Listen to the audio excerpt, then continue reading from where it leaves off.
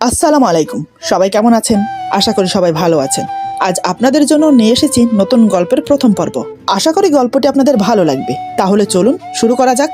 আজ আমার বাসর রাত, তবে আর 4-5টা বাসর রাতের মতো নয়। কারণ বাসর ঘরে 7 দিনের যমজ মেয়ে দুটোর মুখে আমার 2 হাত দিয়ে দুটো ফিটার ধরে আছি। বাসর ঘর শুধু নামে, কারণ কোনো ফুল দিয়ে সাজানো নেই। ইনফ্যাক্ট আমার সাজে নেই বললেই চলে। জামদামি লাল শাড়ি আর চুড়ি, এটাই অনেক সাজ এই বাসর ঘরের জন্য। কি অদ্ভুত নিয়তি, কার সাথে আজকে থাকার কথা আর কার সাথে আছি তাও জানি না। এখনো পর্যন্ত আমার স্বামীর মুখও দেখিনি। হঠাৎ খট করে দরজার শব্দ হলো। বুঝতে পারলাম তিনি এসেছেন। জানি না এখন কি হবে। মনের ভিতর ভয় মিশ্রিত একটা সংকোচ কাজ করছে। মনের ভিতর শুধু একটাই কথা বেজে যাচ্ছে, কি হবে কি হবে। তবে আমাকে বেশিক্ষণ অপেক্ষা করতে হলো না। ঘরে ঢুকেই হঠাৎ তিনি যা বললেন তার জন্য আমি একটুও প্রস্তুত ছিলাম না। বিশ্বাস করতে পারছি না মানুষ কিভাবে এতটা অমানসিকভাবে ব্যবহার করতে পারে, তাও এমন একটা রাতে। এরপর যা হলো। আমার নাম তানজিলা ইসলাম ইভা। ফ্যামিলিতে মা বাবা আর আমি আমার মা বাবার একমাত্র আদরের মেয়ে। এবার এসএসসি পরীক্ষা কমপ্লিট করে কলেজে ভর্তি হয়েছি। পড়াশোনায় বেশি ভালো না হলেও মোটামুটি, তবে দেখতে খুবই সুন্দরী। আমি বলছি না, সবাই বলে। যাই হোক, আমার বাবা একজন বিজনেসম্যান। নাম মোহাম্মদ উসমান হাসান। নম্র, ভদ্র, একজন বিশাল মনের মানুষ। যখন আমি যা চেয়েছি তাই দিয়েছে আমার বাবা। কখনো কোনো কিছুতে আপত্তি করেনি। তেমনি মাও আমাকে খুব ভালোবাসেন, সবকিছুতে আমাকে সাপোর্ট করেন। বলতে গেলে আমাদের হ্যাপি ফ্যামিলি। এভাবে বেশ ভালোই দিন যাচ্ছিল। কিন্তু ভালো দিন বেশি দিন থাকে না। কোনো কোনো কারণে মানুষের জীবনে ঝড় নেমে আসে। তাই হলো আমার জীবনে। এমন ঝড় নেমেছে যেন আমি চারিদিকে অন্ধকারে দেখছি। কোনো কুল কিনারা খুঁজে পাচ্ছি না আঁকড়ে ধরে বাঁচার জন্য। তাই মনটাকে ফ্রেশ করার জন্য কয়েকদিনের জন্য খালার বাড়িতে বেড়াতে চলে গেলাম। সেখানে খালা, খালু আর খালাতো বোন মীরা আছে। আমার খালাতো বোন আমার 1 বছরের ছোট। কিন্তু সেখানে গিয়ে বাঁধলো আরেক বিপত্তি। আমার খালাতো বোনের বিয়ে ঠিক হয়ে গেছে। কিন্তু আমার খালাতো বোন বিয়ের কথা শুনেই যাকে সে ভালোবাসে তার হাত ধরে পালিয়ে গেল। আমি জানতাম সে একটা ছেলেকে ভালোবাসে, তবে কোনোদিন দেখিনি। কিন্তু এভাবে পালিয়ে যাবে সেটাও ভাবতে পারিনি। তবে যেদিন পালিয়ে গিয়েছিল সেদিন আমি আড়ালে থেকে ছেলেটাকে দেখেছি। তাকে দেখার সাথে সাথে আমার মাথায় যেন বজ্রপাত হলো। নিজের চোখকে বিশ্বাস করাতে পারছি না। এত বড় বেইমানি, এত বড় ধোঁকা আমার সাথে। আসল কথা হলো, যার সাথে সে পালিয়ে গেছে তাকে আমি খুব ভালো করেই চিনি। কিন্তু কে আমার সাথে বেইমানি করলো? আমার খালাতো বোন নাকি সে? ব্যাপারটা আমার খুব খারাপ লাগলো। এখানে এসেছি একটু মানসিক শান্তি পাওয়ার জন্য, কিন্তু যা দেখলাম তা দেখে মন মানসিকতা আরো খারাপ হয়ে গেল। তখন আমি খুব মানসিকভাবে ভুগছি। মন মানসিকতা কিছুই ঠিক নেই। এমন পরিস্থিতিতে আমি আর বাসায়ও যেতে পারছি না, কারণ খালাতো বোন চলে যাওয়াতে খালা খালু একা হয়ে গেছে। তাদেরও মন মানসিকতা খুবই খারাপ। তাদের একমাত্র মেয়ে যে তাদের মান সম্মান এভাবে ডুবাবে, এটা তারা কখনোই ভাবতে পারেনি। এমন অবস্থায় তাদের পাশে কেউ থাকা খুবই প্রয়োজন। তাই আমি খালার বাসায় থেকে গেলাম। এভাবে বেশ কিছুদিন কেটে গেল। হঠাৎ একদিন একজন ভদ্র মহিলা খালার বাসায় আসলেন। চেহারায় ক্লান্তি আর চিন্তার ছাপ ফুটে উঠেছে। এমন মনে হচ্ছে তিনি খুব দুশ্চিন্তায় ভুগছেন।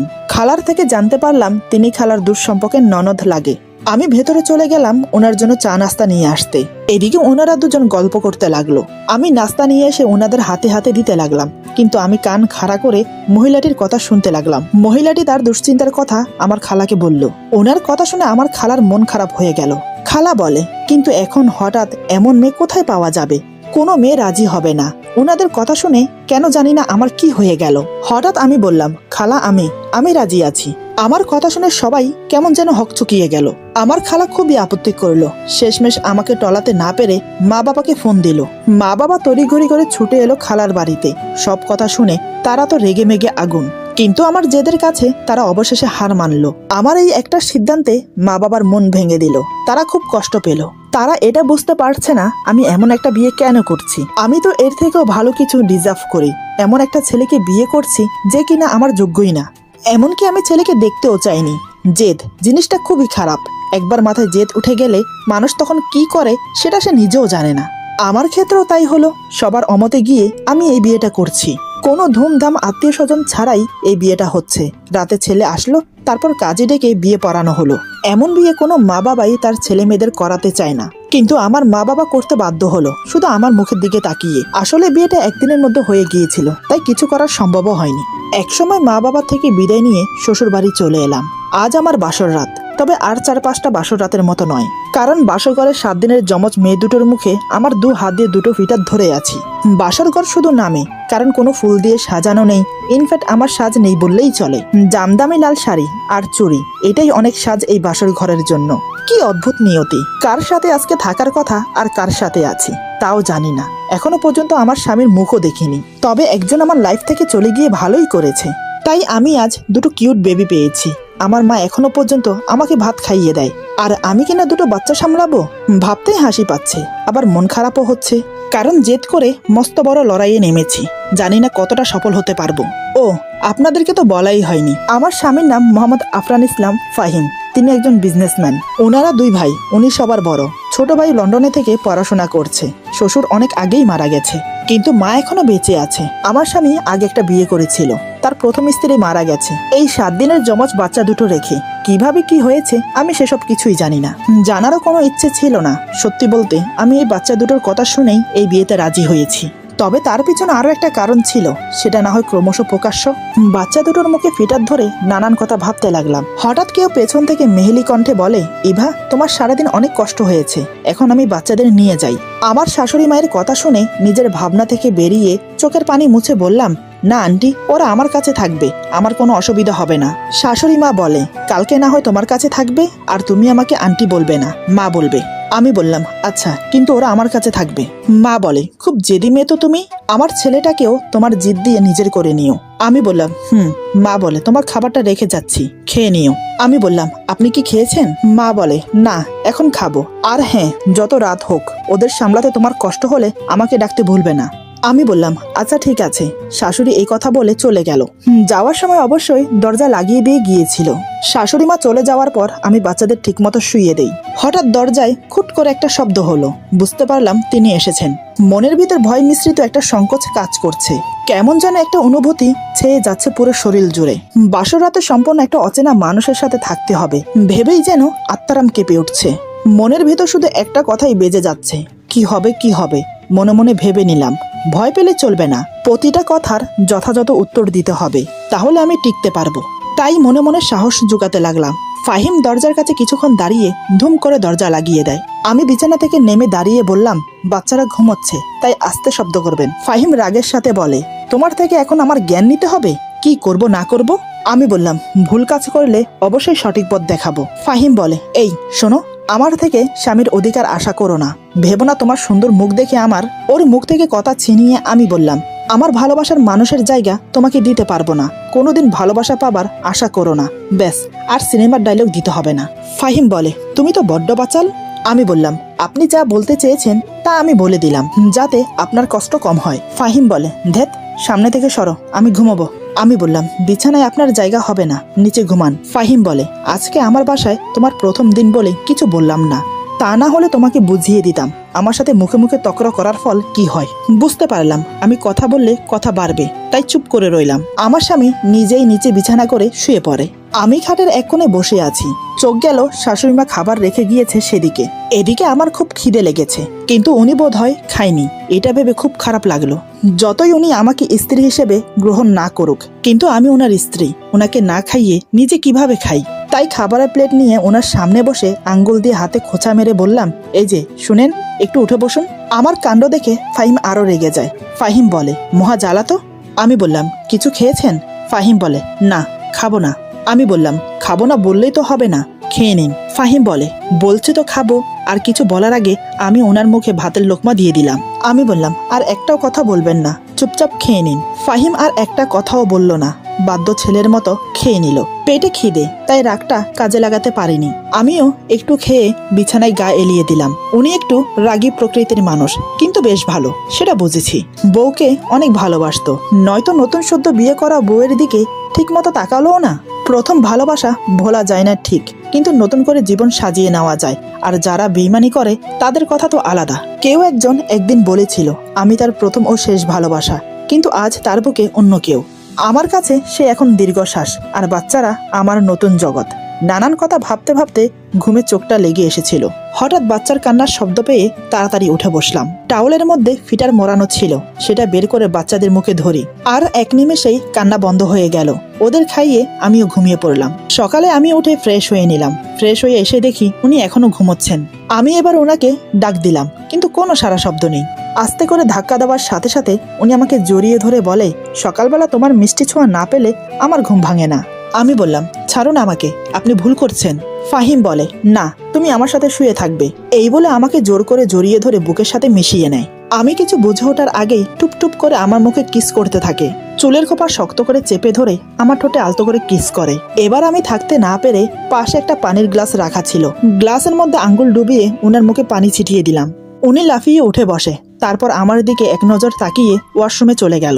ভেবেছিলাম বকাবকি করবে আমাকে, কিন্তু না, চুপচাপ চলে গেল। বুঝতে পারলাম পুরনো অভ্যাস ছিল, তা এখনো মনে গেঁথে রয়েছে। আমিও কিছু বললাম না, কিই বা বলবো। এটা যে স্বেচ্ছায় হয়নি এটা আমি খুব ভালো করেই জানি। আমি নিচের বিছানা গুছিয়ে উপরে রেখে ঘর থেকে বের হব, এমন সময় আমার শাশুড়ি মা নিচে থেকে ডেকে বলে, ইভা, ড্রয়িং রুমে এসে দেখো, তোমার বোন এসেছে। শাশুড়ি মায়ের মুখে এমন কথা শুনে একটু অবাক হলাম। আমার বোন মানে? আমার তো একটাই বোন, সে হলো আমার খালাতো বোন। সে তো তার বয়ফ্রেন্ডের সাথে পালিয়ে গেছে। তাহলে হঠাৎ আজ এ বাড়িতে? শাশুড়ি মায়ের ডাক শুনে আমি বাচ্চাদের কোলে নিয়ে ড্রয়িং রুমে গিয়ে দেখলাম এ তো আমার প্রাক্তনের বউ। হ্যাঁ, এটাই সত্যি, আমার খালাতো বোন আমার প্রাক্তনের সাথে পালিয়ে গেছে। আমি কিছু না জানার ভাব করে ওর সামনে দাঁড়ালাম। আমাকে দেখে মীরা বলে, আপু, তুই শেষ পর্যন্ত 2 সন্তানের বাবা, তাকে বিয়ে করলি? দেশে কি ছেলের অভাব ছিল নাকি? আমি বললাম, আমি কারো সংসার ভেঙে বিয়ে করিনি। আর 2 সন্তান আছে, তাতে কি হয়েছে? কত লোক আছে সন্তানের জন্য হাহাকার করে, সেক্ষেত্রে আমার ভাগ্য অনেক ভালো। মীরা বলে, সৎ মা কখনো আপন হয় না। আমি বললাম, আমাকে নিয়ে তোকে এত ভাবতে হবে না, আমার সম্পর্ক ভেঙে গেছে, তখন আমি কিছু করতে পারিনি। তবে এখন আমার সংসারে এসে কেউ কুটকাচালি করলে সেটা আমি সহ করব না। মীরা বলে, আপু, তুই কিন্তু আমাকে অপমান করছিস। আমি বললাম, তুই আমার শ্বশুর বাড়িতে এসে আমার স্বামীকে অপমান করবি, আমার সন্তানদের অপমান করবি, তা হবে না। মীরা বলে, তুই অনেক পাল্টে গেছিস। ভেবেছিলাম তোর বাড়িতে 2 দিন থাকবো, কিন্তু তার হবে না। আমি বললাম, আমার বাড়িতে কেন থাকবি? তোর শ্বশুর বাড়িতে চলে যা। মীরা বলে, তারা আমাদের এখনো মেনে নেয়নি। 15 দিন ধরে কয়েক জায়গায় ঘুরেছি, এখন তুই আমাদের শেষ ভরসা। তুই আমাদের তোর বাড়িতে কয়েকটা দিন থাকতে দে প্লিজ। আর একটা উপকার কর, আমার মা বাবাকে বুঝিয়ে বলবি আমাদের মেনে নিতে, প্লিজ আপু, এতটুকু করে দে। আমি বললাম, তোরা বিয়ে করার সময় কি আমাকে জানিয়ে বিয়ে করেছিলি যে এখন আমাকে এসবের মধ্যে টানছিস? মীরা বলে, আপু, তুই আমাদের একমাত্র ভরসা, তোর কথা সবাই শোনে, তাই তুই আমার মা বাবার সাথে কথা বললেই তারা মেনে নেবে। প্লিজ আপু, আমাকে ফিরিয়ে দিস না। আমি কিছু বলার আগে আমার শাশুড়ি মা বাচ্চাদের জন্য ফিটার নিয়ে এসে বলে, বৌমা, ওদেরকে আমার কাছে দাও, আমি খাইয়ে দিচ্ছি। তুমি বরং গিয়ে টেবিলে নাস্তা রেডি করো, কাজের মেয়ে কয়েকদিন পরে আসবে। তাই বলছি, এ কয়দিন হাতে হাতে একটু কাজ করে দিলে ভালো হতো। আমি বললাম, আচ্ছা মা, আমার কাজ করতে কোনো সমস্যা নেই, কিন্তু একটা কথা ছিল, কি করে যে বলবো বুঝতে পারছি না। শাশুড়ি মা বলে, জানি মা, মীরা কয়েকদিনের জন্য থাকতে এসেছে। কি, তাই তো? আমি বললাম, মা বলে, সমস্যা নেই, ওরা কয়েকদিন থাকুক। শাশুড়ি মায়ের কথা শুনে মীরা বলে, আন্টি, আপনাকে অসংখ্য ধন্যবাদ। মা বলে, এখানে ধন্যবাদের কি আছে, কিন্তু তোমার স্বামী কোথায়? মীরা বলে, আপনারা থাকতে দেবেন কি না তা তো জানি না, তাই ও বাহিরে দাঁড়িয়ে আছে। মা বলে, যাও গিয়ে ডেকে নিয়ে আসো। আমি মীরার দিকে তাকিয়ে ভাবতে লাগলাম, আমার প্রাক্তনের বউ মীরা, যে কিনা আমার আপন খালাতো বোন। আমার জীবনের প্রথম ভালোবাসা ছিল নীল, যে কিনা আজ অন্যের হয়ে গেছে। নীলের সাথে ব্রেকআপ হওয়ার পর ওর সব স্মৃতি মুছে দেই যদিও, কিন্তু মন থেকে স্মৃতি মুছে দেওয়া সম্ভব না। আর কোনোদিন যেন ওর মুখ দেখতে না হয়, তাই তাড়াতাড়ি বিয়ে করে নিয়েছিলাম। কিন্তু আজ ওকে আবার দেখতে হবে, তাও ওর বউয়ের সাথে। জানি না নিজের কষ্ট কতক্ষণ চেপে রাখতে পারবো। এসব ভাবতে ভাবতে টেবিলে খাবার সাজানো হয়ে গেছে। টেবিলে খাবার সাজিয়ে মাকে ডাকতে যাব, তখনই ফাহিম এসে আমাকে বলে, বাসায় ফিরতে রাত হবে, মাকে বলে দিও। আমি বললাম, আগে খেয়ে নিন, তারপর যেখানে খুশি সেখানে যান। ফাহিম বলে, বাইরে খেয়ে নেব। আমি বললাম, চুপচাপ খেতে বসুন, নয়তো রাতের মতো জোর করে খাইয়ে দেব। ফাহিম বলে, এই মেয়ে, আমার উপর একদম স্বামীর অধিকার খাটাতে আসবে না। আমি বললাম, আমার নাম আছে ইভা, এই মেয়ে বলবেন না। আর হ্যাঁ, অধিকার কেউ কাউকে দেয় না, আদায় করে নিতে হয়। এখন চুপচাপ বসুন, খেয়ে নিন। ফাহিম বলে, তোমার সাথে কথা বলা মানে? ধুর, খেতে দাও। ফাহিম নাস্তা খাওয়ার জন্য বসে পড়ে, আমি তাকে নাস্তা বেরিয়ে দিলাম। তারপর সে চুপচাপ খেতে লাগলো। মা বাচ্চাদের খাইয়ে ঘুম পাড়িয়ে এসে আমাকে বলল, মীরা এখনো আসেনি কেন? আবার চলে গেল নাকি? আমি বললাম, মা আমি দেখে আসি, আপনি বসুন। এই বলে আমি বাসার মেন দরজার কাছে যেতেই চেনা চোখে চোখ আটকে গেল। 1 মাস পর নীলকে দেখছি। ওকে দেখে আমার বুকের ভেতরটা কষ্টে দুমড়ে মুচড়ে যাচ্ছে। মীরাকে কিছু বুঝতে দিলে চলবে না, তাই নীলের দিক থেকে চোখ সরিয়ে মীরাকে উদ্দেশ্য করে বললাম, কি রে এখানে দাঁড়িয়ে আছিস কেন? তোরা ভিতরে আয়। এদিকে নীল আমাকে দেখে অবাক হয়ে তাকিয়ে থাকে। সে ভাবতে পারেনি আমার মুখোমুখি হবে। আসলে সে জানতোই না আমি এখানে থাকবো, এমনকি আমার এখানে বিয়ে হয়েছে। নীল অবাক হয়ে তাকিয়ে আমাকে বলে, এই ইভা, তুমি সত্যি বিয়ে করেছো? আমি তো ভাবতেই পারছি না। নীল হঠাৎ করে ওর সামনে এমন কিছু বলে ফেলবে সত্যি আমি বুঝতে পারিনি। আসলে মীরা আমার আর নীলের সম্পর্কের কথা কিছুই জানে না, আর আমিও চাই না ও জানুক। আমি কি বলবো তা বুঝে ওঠার আগেই মীরা বলে, তোরা দুজন দুজনকে আগে থেকে চিনতিস? এবার আমি ব্যাপারটাকে সামাল দেওয়ার জন্য বললাম, আরে তেমন কিছু না, কলেজে কয়েকবার দেখা হয়েছে, ব্যাস সেই থেকে পরিচয়। মীরা বলে, নীল তুমি তো আগে কখনো বলনি ইভা আপুর সাথে তোমার পরিচয় আছে? নীল চুপ করে দাঁড়িয়ে আছে, কি বলবে ভেবে পাচ্ছে না।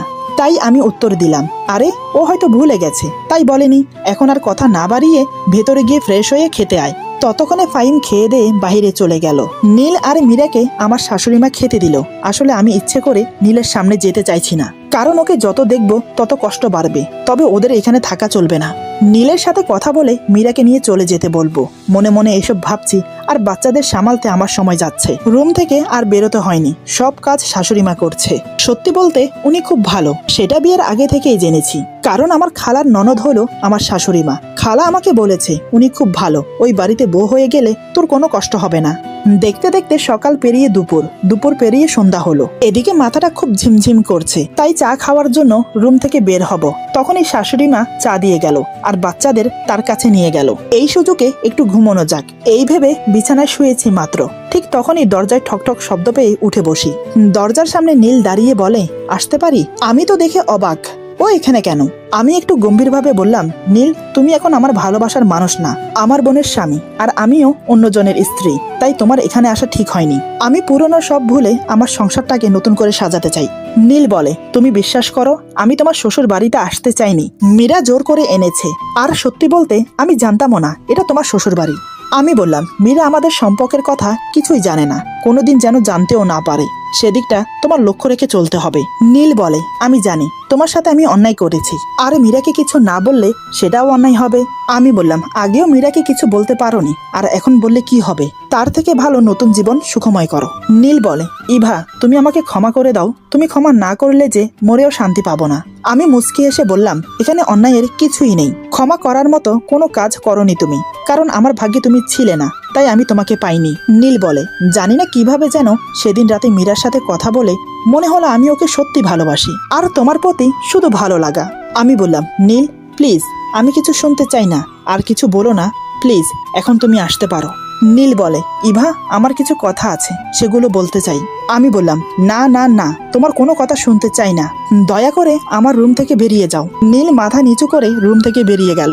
নীল বেরিয়ে যাওয়ার সাথে সাথে আমার খুব কান্না পাচ্ছিল, তাই আমি রুমের দরজা বন্ধ করে নিজের কষ্ট হালকা করব ভেবে যেই না আমি দরজার কাছে গেলাম, তখনই ফাহিম রুমে আসে। নীলের সাথে কথা বলার সময় আমার চোখের পানি ছলছল করছিল, সেটা না মুছে দরজা লাগাতে গিয়ে ফাহিমের মুখোমুখি হই। ফাহিম আবার আমাদের সম্পর্কের কথা বুঝে যায়নি তো? না, বুঝতে দিলে চলবে না, তাই আমি রুম থেকে বেরিয়ে যেতে চাইলাম। আমাকে চলে যেতে দেখে ফাহিম বলে ওঠে, আমার কষ্টের মাঝে তোমার কষ্ট দেখতে ভালো লাগবে না। আমার না হয় ক্ষমতা ছিল না প্রিয় মানুষকে ধরে রাখার, তবে চেষ্টার কোনো ত্রুটি রাখিনি তাকে ধরে রাখার, কিন্তু তুমি তো চাইলেই প্রিয় মানুষটাকে নিজের করতে পারতে, তাহলে করলে না কেন? ফাহিম এখন আমার স্বামী, আমার অতীত তার জানা উচিত।